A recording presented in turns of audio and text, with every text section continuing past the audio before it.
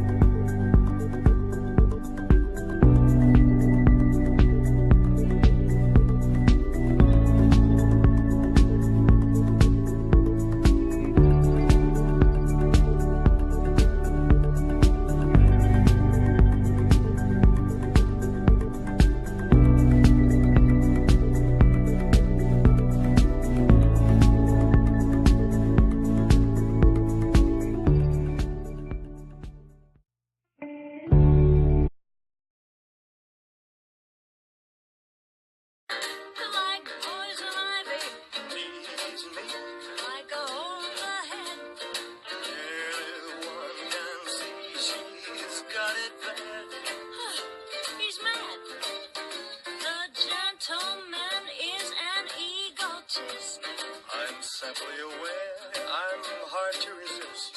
He's one man I can learn to hate. How's about having dinner at 8? I'd rather dine with a Frankenstein in a moonlight tete-a-tete. The lady loves me, but she doesn't know it yet. Oh yes, she loves me. Shrinking violet. Oh, she really loves me. Here's one gal you'll never get. She loves me.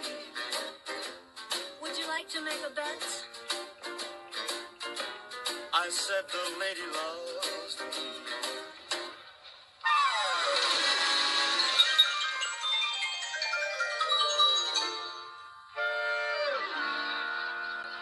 Gentleman's all wet.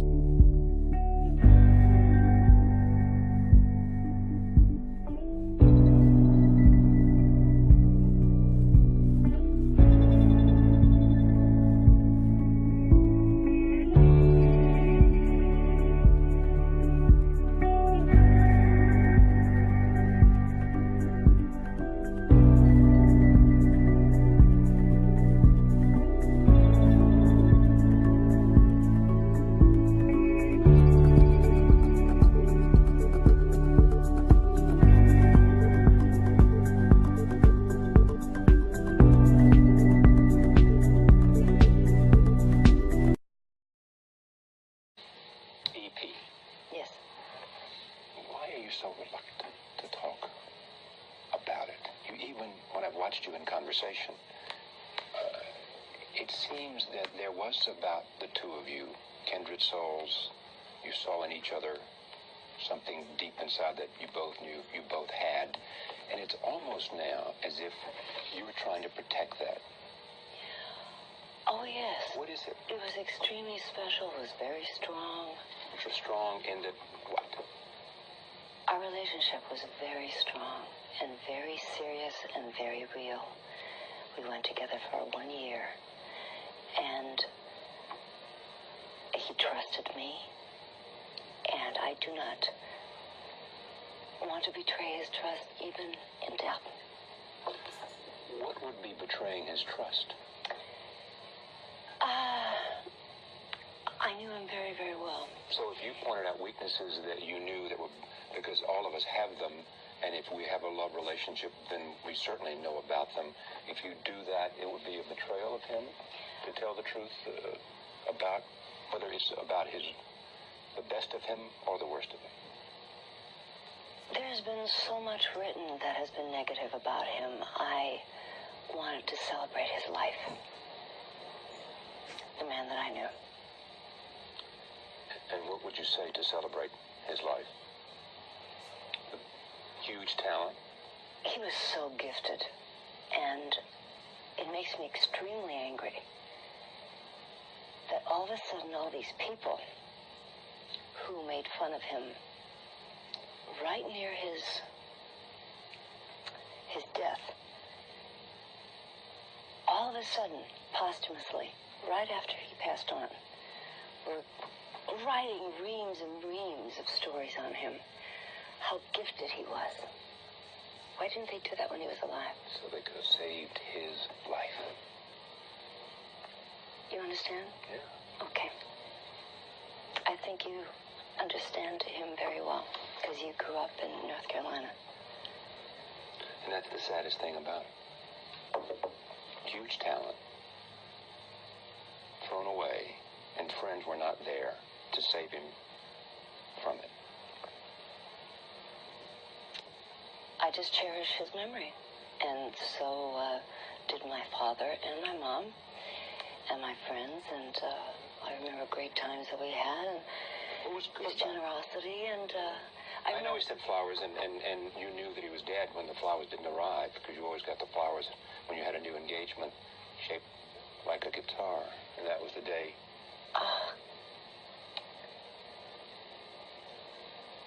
It was unreal. It was just unreal.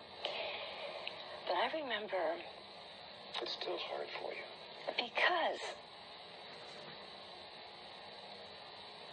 because I'm real private. And he was too. I remember a time when I was living in this apartment with my parents, and they were great. They were Danish. They were from Denmark. A sea captain and his wife. They were the landlords. And Mr. Jorgensen had passed away, and Mrs. Jorgensen was having a birthday, and Elvis had met her before, and he said, let's go and say happy birthday to her. And he just was so sensitive and considerate, and he knew about honor and about respecting your elders and manners and being civilized and Worshipped the ground his mother walked on. yes, and loved it. He loved his family, loved his parents. He loved his little daughter so much. Why do you think? I mean, was he that unique a talent that when you think of the great entertainers of our time and those who have shaped the culture, he is high, very high on that list, and there's no one on the scene today like him. There never will be. Why?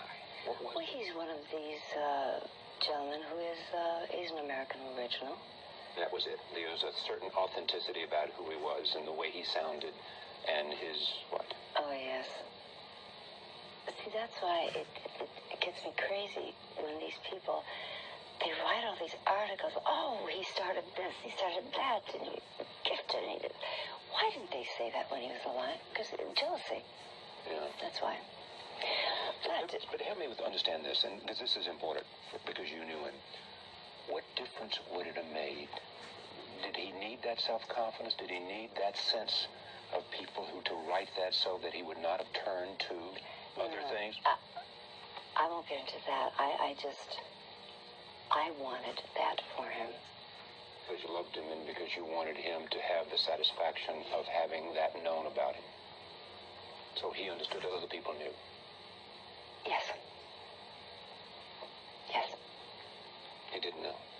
Or he didn't know that other people knew. This is getting very uncomfortable for me. Okay, I know, but just stay with me 1 second. I promise I won't go anywhere. But because it's not salacious. We're talking about an appreciation of someone, we're not trying to rake over the worst of it. We're trying to understand the memory, which shouldn't be uncomfortable in a sense, except those parts that are private. I'm not asking about those parts. Am I?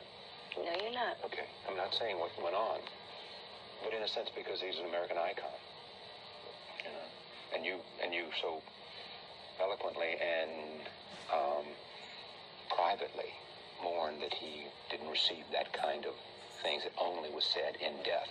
You know, it's extraordinary thing about death is that people begun to realize what might have been about their friends, what should have been said before. Frequently, there are children who had their parents die. Pat Riley was here, the great coach for the New York Knicks and former the LA Lakers. I know exactly who he is. Saying that he didn't have a chance to say some things to his father he wished he had a chance to say. Now you clearly did. So clearly, and the thing that troubled you the most about your life, in a sense, was that during the period of alcoholism, there was an estrangement from family. And you having stated how much it means to you. And it's just extraordinary that so frequently it takes death. I remember the actor from Little House on the Prairie. Michael Landon. Yes. Said when he was dying, and he knew he was dying, said, it's almost like you ought to say, I am dying. The day you're born, I am dying. So that you can get on with living and understanding how precious living is. Did she say that? Yeah. Was he a friend? I never met Michael, no.